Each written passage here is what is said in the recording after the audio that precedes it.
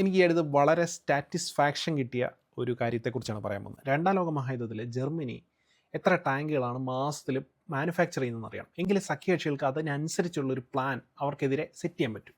ചാരന്മാരിൽ നിന്ന് അറിയാൻ കഴിഞ്ഞത് മാസത്തിൽ ഏകദേശം ഒരു 1400 ടാങ്കുകൾ ഇവർ മാനുഫാക്ചർ ചെയ്യുന്നുണ്ട്. അങ്ങനെയാണെങ്കിൽ നമ്മൾ എന്ത് ചെയ്യും മല്ലയ്യ എന്ന് പറഞ്ഞിരിക്കുമ്പോഴാണ് അവിടേക്ക് മാത്തമാറ്റീഷ്യൻസ് വരുന്നത്. അപ്പോൾ അവർ ചോദിച്ചു, നമ്മൾ ഈ വളരെ അടുത്ത് ജർമ്മനിയുടെ പിടിച്ചെടുത്ത ടാങ്കുകൾ ഞങ്ങളൊന്ന് കാണിക്കാൻ പറ്റുമോ?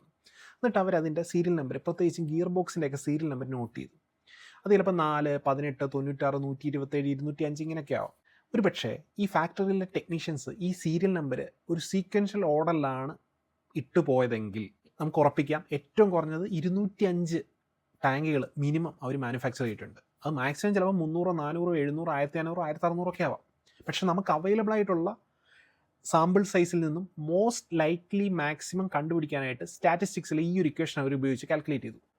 അങ്ങനെ വന്നപ്പോൾ അവർക്ക് കിട്ടിയ ഉത്തരം ജർമ്മനി ഒരു മാസത്തിൽ 245 ടാങ്കുകൾ മാനുഫാക്ചർ ചെയ്യുന്നുണ്ടായിരുന്നു. അതേസമയം നമ്മുടെ ചാരന്മാർ പറഞ്ഞത് ഏകദേശം 1400 ടാങ്കുകളായിരുന്നു. യുദ്ധത്തിന് ശേഷമുള്ള റെക്കോർഡുകളിൽ നിന്ന് മനസ്സിലായത് ജർമ്മനി ഒരു മാസത്തിൽ 246 ടാങ്കുകളായിരുന്നു മാനുഫാക്ചർ ചെയ്തത്.